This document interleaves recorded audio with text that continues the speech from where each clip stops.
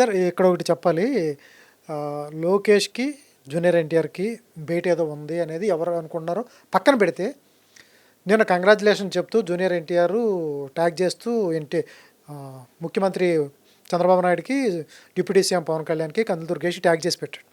వీళ్ళిద్దరికి అంత గ్యాపే ఉంటే ఒకవేళ ఉందనుకోండి, ఉంటే ఈయన సినిమా టికెట్ రేట్లు ఎందుకు పెంచడం జరుగుతుంది?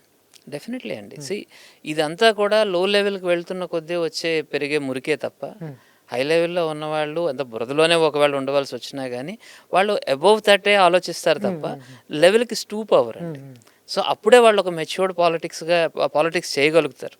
ఒక స్టేట్ని రన్ చేయాలన్నా, లేకపోతే ఒక ఎలక్టోరల్ పాలిటిక్స్ రన్ చేయాలన్నా మరీ కింద స్థాయికి వచ్చి చేసే పరిస్థితి మాత్రం ఉండదండి.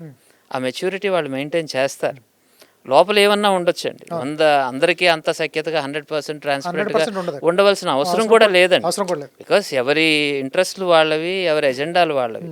బట్ కానీ పబ్లిక్ లైఫ్లోకి వచ్చినప్పుడు కానీ, లేదా ఒక రిలేషన్షిప్ని మెయింటైన్ చేసేటప్పుడు కానీ ఆ హుందాతనం అవసరం.